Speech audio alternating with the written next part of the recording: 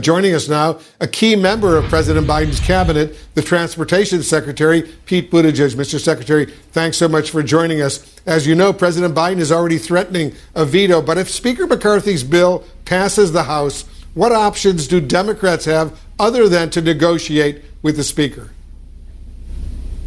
Well, first of all, default needs to be off the table. There's really two issues here. First, the Speaker and House Republicans being willing to hold the economy hostage unless they're going to get their way on the budget negotiations. Then there's the actual substance of the budget proposals. And, of course, there is always a process, a push-pull, a tug-of-war. But I got to say, with what they put on the table right now, I'm looking at it from the transportation perspective. They would cut our ability to hire air traffic control personnel at a time when we need to do that. It would cut $55 million out of the safety and operations account of the Federal Rail Administration at just the moment when more and more Americans realize why we need to be doing more, not less, on railroad safety. It would even cut hazardous material safety personnel, the kinds of people who are on the ground helping with the East Palestine incident. So whether we're talking about the transportation side, the effect on education, veterans, this proposal is something that I think is on the wrong side of the American people and that we're very concerned about. It represents an extreme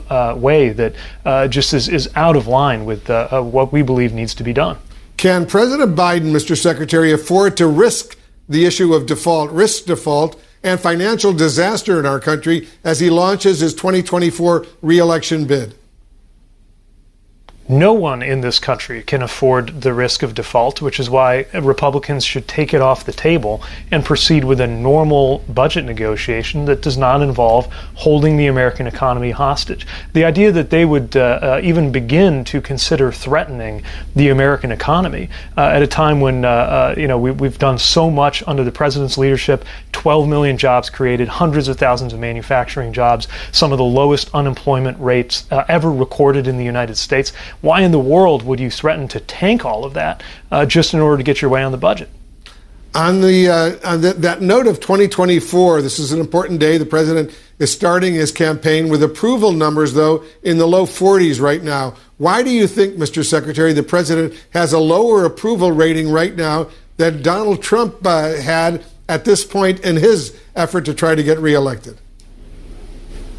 Well, I'll stay out of the punditry and can't speak to campaigns and elections while I'm in this capacity. But what I will say is that this is an administration with an extraordinary record, and it has built that record while facing some of the toughest challenges to hit any administration in decades. I mean, think about the situation when this administration took office. And again, I think about it largely from the perspective of transportation, right? Today, a big part of what we're working on is how to make sure the airlines are able to meet all of that demand that they're seeing and not have cancellations and delays. When this administration arrived, the big question around U.S. airlines was whether they were about to go out of business. And that was true for so many businesses, so many parts of the American economy. When you consider where we were 2 years ago versus where we were today, we have so much to show for the policies that this administration advanced. And one other thing I would point to is the bipartisan nature of a lot of those accomplishments.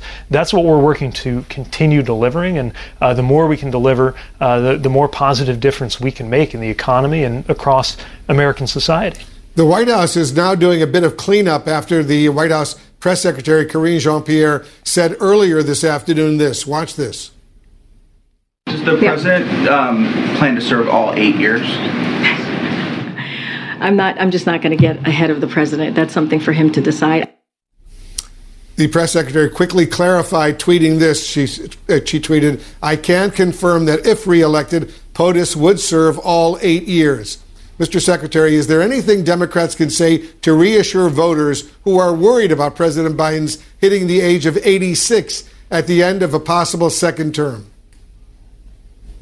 Well, I would say it's, again, look at the results. You don't get the kinds of results that we've seen.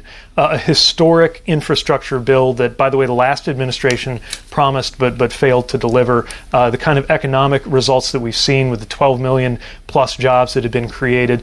Things like the CHIPS Act and other major moves and positive moves in onshoring manufacturing in the country. And so many other things that the pundits said was impossible in today's divided Washington.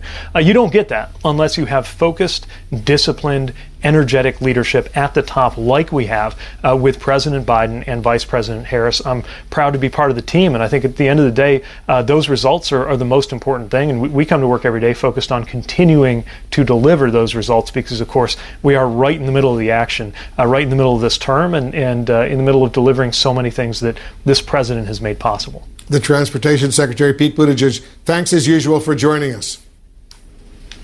Thank you. Good to be with you. Thank you.